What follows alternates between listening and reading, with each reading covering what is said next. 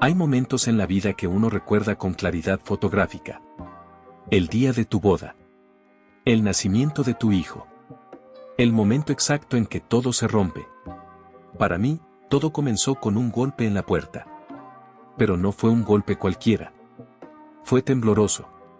Urgente. Casi, desesperado. Era mi esposa. Laura. Su rostro estaba bañado en lágrimas, el maquillaje corrido, las manos manchadas con algo oscuro. No supe si era barro o sangre. Tal vez ambas. Solo repetía una frase entre sollozos. Atropellé a alguien, no sé qué hacer, por favor, ayúdame. En ese momento no pregunté. Solo la abracé. Y sin saberlo, marqué el principio de mi propia condena. Pero para entender cómo llegamos a eso, tengo que contarte quiénes éramos antes de que todo se volviera una pesadilla. Mi nombre es Andrés. 38 años. Arquitecto. Un tipo común. Casa propia, hija de 5 años, y una esposa que, hasta hace poco, juraba amarme. Llevábamos casados 11 años. Habíamos pasado por altibajos, como todos, pero nada que no se resolviera con paciencia, comunicación y algún viaje improvisado a la playa. O al menos eso pensaba yo. Laura era magnética. De esas mujeres que entran a una habitación y todo el mundo la nota. Tenía esa risa que se te quedaba pegada como canción y una forma de mirarte que te hacía sentir que el mundo podía derrumbarse y no importaba. Yo la amaba. Y por eso nunca quise ver las señales. Todo comenzó a cambiar un año antes del accidente. Empezó a salir más con las chicas del trabajo. Se quedaba hasta tarde en reuniones que antes no existían. Se arreglaba incluso para ir al supermercado. Y no es que yo fuera paranoico, pero los detalles no mentían. Una vez, revisando el GPS del auto familiar, noté que había estado en un hotel en las afueras de la ciudad. Cuando le pregunté, me dijo que había ido a una conferencia de nutrición organizada por una compañera. No tenía sentido. Pero no discutí. Preferí hacer lo que hacen los cobardes emocionales, tragarme la sospecha y seguir sonriendo. Nuestra hija, Emma, era lo único que parecía mantenernos unidos. Y no me malinterpretes. Laura la adoraba. Pero había algo raro en su mirada últimamente. Se desconectaba. Como si estuviera físicamente con nosotras, pero mentalmente atrapada en otro lugar. O con otra persona. La primera vez que la vi sonreír al celular, como adolescente enamorada, fue un domingo por la mañana mientras yo preparaba el desayuno. Me escondí tras la puerta y la escuché decir: "Ya quiero verte. No puedo seguir escondiendo esto". Se me cayó la espátula. Ella se sobresaltó. Yo fingí no haber oído nada. Y una parte de mí murió ese día, aunque aún no lo sabía. Un mes después, ocurrió el accidente. Yo estaba en casa con Emma, viendo una película, cuando sonó el timbre. Eran casi las 11 de la noche. Laura entró tambaleándose, el rostro blanco como papel. Sus manos temblaban. Andrés, atropellé a alguien, venía saliendo del estacionamiento de un hotel y, no sé, estaba oscuro, no lo vi. No pude procesar nada. Solo reaccioné. Tomé mi chaqueta, subí al coche con ella, y manejamos de vuelta a la escena. En el suelo, a un costado del hotel, había un cuerpo. No se veía el rostro. Sangre. Mucha. Todo estaba tan en silencio que solo escuchábamos nuestros propios corazones. No había cámaras visibles. Nadie más había visto. Nadie preguntó. Nadie apareció. Yo ayudé a levantar el cuerpo. Lo pusimos en la parte trasera del coche, lo llevamos a una zona boscosa en las afueras, y lo enterramos. Como si fuera una mascota muerta. Como si no fuera una persona. Todo por ella. Por amor. Y ahí es donde empieza la verdadera historia. Porque semanas después, descubrí quién era ese hombre. Y el infierno que viví desde entonces no tiene nombre. Actualización. Después de enterrar el cuerpo, volvimos a casa en silencio. Laura no dijo una palabra durante todo el camino.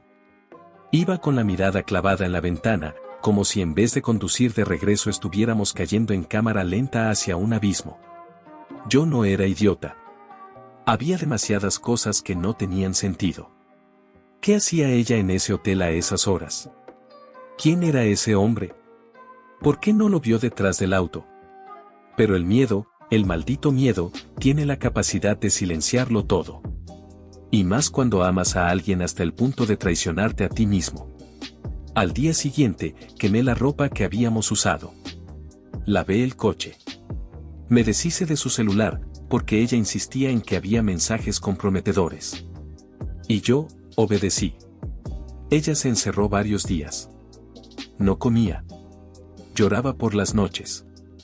Se abrazaba a Emma con una desesperación que rompía el alma.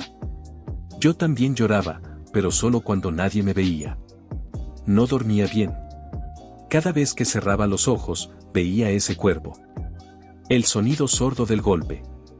La sangre manchando la defensa del auto. Y su voz temblando mientras me pedía que no la dejara sola. Por favor, Andrés, no quiero ir a la cárcel. No fue mi culpa. No lo vi. Él apareció de la nada. Nunca dijo su nombre. Nunca lo miró al rostro. Nunca preguntó si estaba vivo. Y eso me empezó a carcomer. 2 semanas después, todo empezó a desmoronarse. Una noche, Laura dejó su laptop abierta mientras iba a bañar a Emma. No suelo espiar. No soy ese tipo de hombre. Pero esa noche, algo me empujó. Abrí su correo. El primer mensaje que vi fue de un tal Carlos M. Asunto, ¿de verdad vas a dejarme así? El corazón me dio un vuelco. Abrí la conversación. No era la primera vez que se escribían. Había meses de correos, mensajes ocultos, confesiones. No puedo seguir mintiéndole a Andrés. Me siento atrapada. Cada vez que estoy contigo, me siento viva. Él ya no me toca. Ya no me ve. Dime que vas a dejarlo. Cierro la laptop. Estoy temblando. No puedo respirar. Carlos M. Carlos Morales. El nombre me suena. Lo he oído antes. ¿Dónde? ¿Cuándo? Al día siguiente, durante el almuerzo en la oficina, estaba hojeando el periódico local cuando una noticia pequeña, escondida en la sección de personas desaparecidas, me golpeó como un ladrillo. Carlos Morales, de 42 años, fue visto por última vez el 17 de este mes saliendo de un hotel ubicado en la carretera 27. Su familia ofrece recompensa por información. Esa era la fecha. Ese era el hotel. Ese era el hombre. El hombre que enterré con mis propias manos. Sentí que el mundo se desmoronaba. La habitación giraba. Tuve que correr al baño a vomitar. Laura no había atropellado a un desconocido. Había matado a su amante. Y yo, lo había encubierto. Los días siguientes fueron un infierno disfrazado de rutina. Me obligaba a sonreír por Emma, a trabajar como si nada pasara, a dormir junto a una mujer a la que ya no conocía. Cada noche, me daba la espalda en la cama. Y cada mañana, preparaba café como si nada. Pero yo sabía. Sabía que esa mujer no solo había destruido nuestro matrimonio. También me había convertido en su cómplice. Y lo peor no era eso. Lo peor era que, en lo más profundo de mí, aún quería protegerla. Una noche, mientras fingíamos ver una serie en la sala, no aguanté más. ¿Quién era, Laura? ¿Qué? El hombre que atropellaste. ¿Quién era? Silencio. Tenso. Largo. Insoportable. Ella bajó la mirada. Y mintió. No lo sé. Nunca lo había visto. Ese fue el momento exacto en que dejé de amarla. Desde ese día, decidí buscar la verdad por mi cuenta. Entré al perfil de Facebook de Carlos Morales. Vi sus fotos, sus publicaciones. Y entre ellas, una de hace 3 meses, él y Laura, abrazados, en un café. La descripción, con la mujer que me está volviendo loco. Mi corazón se rompió en 1000 pedazos. Y entonces lo supe. Ese accidente no fue un castigo para ella. Fue para mí.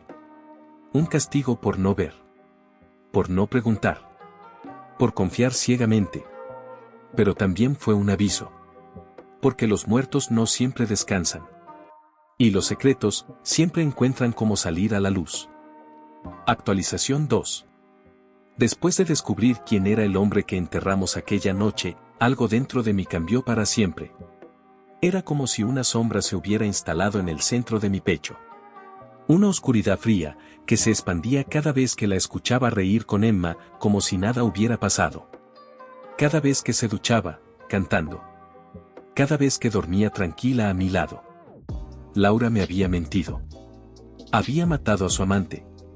Y me usó como herramienta para desaparecerlo. Pero no dije nada. No aún. Me volví experto en fingir. Fingía que la vida seguía igual. Que el desayuno sabía igual. Que el café no tenía sabor a ceniza y traición. Por las noches, cuando ella dormía, yo investigaba. Leí todo sobre Carlos Morales, profesor universitario, separado, sin hijos. Había conocido a Laura en un curso de verano. Fotos juntos. Comentarios en clave. Frases como un día te vas a decidir y mereces algo mejor. Mi esposa tenía otra vida. Una que no me incluía. Una que yo enterré, literalmente, con mis propias manos. Y si pensaba que iba a seguir viviendo como si nada. Estaba muy equivocada. La venganza no llegó de golpe. Fue lenta. Silenciosa. Un veneno que empecé a destilar gota a gota. Primero, hablé con un amigo policía. Le dije que alguien había dejado su coche abandonado cerca del bosque. Le di coordenadas aproximadas. Anónimamente. Luego, empecé a recopilar pruebas. No para la policía. No aún. Para mí. Para no dudar. Para no flaquear cuando llegara el momento. Abrí una cuenta falsa de correo y envié a la familia de Carlos una nota anónima. Busquen en el bosque detrás del hotel. Allí está lo que Laura les quitó. Y luego, esperé. Unas semanas después, la noticia estalló. Se hallan restos humanos en las afueras de la ciudad. Posible conexión con la desaparición de Carlos Morales. Investigación en curso. Laura lo vio en la televisión. Se quedó paralizada. Blanca como el día del accidente. Yo, a su lado, con el control remoto en la mano, fingí sorpresa. ¿Crees que será él? Pregunté, como si no supiera. Ella negó con la cabeza, pero su voz era un susurro roto. No, no puede ser. Mentira. Todo en ella era mentira. Esa noche, no cenó. Se encerró en el baño más de una hora. Yo, desde la puerta, escuchaba su respiración agitada. Un leve sollozo. Y por primera vez desde que todo esto comenzó, me sentí bien. No por crueldad. Sino porque al fin, ella empezaba a pagar. Pasaron unos días. La policía empezó a visitar casas cercanas. Hacían preguntas. Buscaban testigos. Y yo, seguía actuando como el esposo perfecto. Tranquilo. Discreto. Con una sonrisa ensayada. Pero por dentro, tenía un reloj de arena. Sabía que cuando el cuerpo fuera identificado, el círculo se cerraría. Y entonces, sucedió. Laura llegó a casa con la cara descompuesta. Tenía el celular en la mano. Lo identificaron. Era Carlos. Silencio. Me miró como si esperara que dijera algo. ¿Qué preguntara Carlos quién? Pero no lo hice. Solo caminé hasta ella. La miré a los ojos. ¿Lo sabías? Le pregunté. Ella tardó en responder. Bajó la mirada. Fue un accidente, te juro que... ¿Lo sabías, Laura? Y entonces dijo la verdad. Una verdad seca. Dura. De esas que cortan como vidrio. Sí. Lo sabía. No lloró. No suplicó. Solo se sentó en la cocina y se quedó en silencio, como si el peso de su propia culpa por fin se hubiera asentado en sus hombros. Y yo, no sentí compasión. Solo rabia. Una rabia que no se gritaba. Que no necesitaba golpes ni insultos. Una rabia que sabía exactamente qué tenía que hacer. Esa misma noche, imprimí las conversaciones que encontré en su laptop. Las fotos. Los correos. Las fechas. El mapa con la ruta del coche. Las coordenadas exactas del lugar donde enterramos el cuerpo. Y puse todo en un sobre. Lo llevé a la estación de policía a la mañana siguiente. No dije mi nombre. No hice preguntas. Solo lo dejé en el buzón anónimo. Y me fui. Sabía que, tarde o temprano, iban a venir por ella. Pero lo que no sabía era que también vendrían por mí. Porque encubrir un crimen, aunque sea por amor, te convierte en cómplice. Y los cómplices también pagan. Actualización 3. Siempre pensé que lo peor que podía pasarme era perder a Laura. Después creí que lo peor era enterarme de su traición. Luego, pensé que era haber enterrado un cuerpo con mis propias manos. Pero no. Nada, absolutamente nada, se compara con el momento en que los servicios sociales se llevaron a mi hija. Fue una mañana común. Laura estaba en la cocina, fingiendo normalidad como siempre. Yo preparando la lonchera de Emma. Parecíamos una familia normal, rota por dentro, pero aún funcional por fuera. Y entonces, tocaron la puerta. 2 patrullas. Una asistente social. Una orden de arresto. El mundo se detuvo. ¿Laura Ramírez y Andrés Soto? Asentí. Ella quedó paralizada. Están bajo arresto por encubrimiento de homicidio y obstrucción de justicia. Emma, que venía bajando las escaleras con su mochilita rosada, vio cómo su madre se desplomaba al suelo. Mami. Intentó correr hacia ella, pero una mujer la detuvo. Tranquila, mi amor, le dijo con una voz dulce pero firme. ¿Vas a venir conmigo un ratito, sí? Emma lloraba. Laura gritaba. Yo, no podía moverme. Fue en ese instante que me di cuenta de lo que habíamos hecho. Ya no se trataba de un crimen. Ni de una infidelidad. Ni de venganza. Habíamos destruido una vida inocente. Nuestra hija. Nuestro todo. Y eso no se limpia con pruebas ni confesiones. Eso no se entierra. Nos esposaron en la sala de estar. Delante de las fotos familiares. Delante de su peluche favorito. Emma nos miraba desde el auto de servicios sociales. Las manos contra el cristal. Gritando nuestros nombres. Y yo, no pude ni siquiera sostenerle la mirada. Porque en ese momento, entendí que lo habíamos perdido todo. Los interrogatorios fueron largos. Fríos. Despiadados. Laura intentó negar al principio.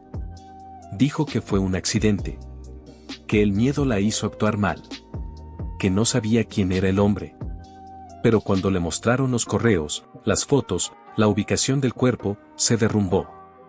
Yo, por mi parte, conté la verdad. Toda. Sin adornos. Sin justificaciones. Les dije cómo me usó. Cómo me mintió. Cómo encubrí por amor. Y cómo fui yo quien envió las pruebas. El fiscal fue claro. Usted también enterró el cuerpo. Limpió evidencia. Destruyó el celular. Es cómplice, señor Soto. La justicia no funciona a medias. Pasaron semanas. Nos separaron en cárceles diferentes mientras se preparaba el juicio. Yo solo pedía una cosa, saber de Emma. Pero la respuesta era siempre la misma. Está bajo custodia temporal. Evaluación psicológica. Visitas limitadas. Sin contacto hasta nuevo aviso. Me partía el alma. Cada noche, soñaba con su voz llamándome. Con sus pequeñas manos tocando mi cara. Con ese último grito que dio desde el auto antes de desaparecer. Finalmente, llegó el juicio. Laura recibió 15 años por homicidio involuntario, obstrucción de justicia y manipulación de evidencia. Yo recibí 7 años por complicidad y encubrimiento. Pero nada de eso me dolió tanto como escuchar la resolución final del juez. Ambos progenitores han demostrado ser incapaces de garantizar el bienestar físico y emocional de la menor. La niña quedará bajo custodia del Estado hasta que se determine si existe un entorno familiar seguro. Por el momento, se prohíben las visitas directas. No lloré cuando me pusieron las esposas. No lloré cuando cerró la reja de mi celda. No lloré cuando me dieron mi uniforme de preso. Pero ahí, en esa sala, con ese veredicto, me rompí. Actualización 4. Ahora escribo estas palabras porque terminé mi condena antes por buena conducta. 4 años. 4 inviernos sin Emma. 4 cumpleaños en silencio. 4 años con el mismo pensamiento girando en mi cabeza como un cuchillo, ¿y si aquella noche simplemente hubiera dicho que no? Pero no lo hice. Y ahora, estoy aquí. Caminando por calles que ya no reconozco. Viviendo en una ciudad que me ve como un extraño. Un exconvicto. Un mal padre. Un hombre que lo perdió todo, por amor. Laura y yo ya no hablamos. Ni una carta. Ni una palabra. Supe que en su primer mes en prisión intentó quitarse la vida. Falló. Como todo lo que tocó en su vida. No sé si sigue viva. No me interesa saberlo. Porque incluso si lo estuviera, ya no existe en mi mundo. Vivo solo. En un cuarto de alquiler con paredes finas y colchón duro. Consigo trabajos esporádicos en construcción, limpieza, lo que salga. No tengo amigos. La familia me dio la espalda hace años. Y no los culpo. Soy un hombre que ayudó a esconder un cuerpo. No importa cuántas veces lo repita. No deja de doler. Mis días se repiten. Mis noches son eternas. Y mi conciencia es la peor cárcel de todas. A veces me despierto sudando, pensando que aún estoy ahí, en esa celda, con el mismo uniforme gris, escuchando los gritos de otros condenados. Pero ya no hay barrotes. No hay cerraduras. Solo yo, y los recuerdos. He intentado escribirle a Emma. Cartas que nunca envío. Cientos de páginas que guardo en una caja vieja, en lo alto del armario. Porque no sé si algún día querrá saber de mí. No sé si me recordará como el padre que le enseñaba a andar en bici. O como el hombre que fue arrestado frente a ella. Y quizás es mejor así.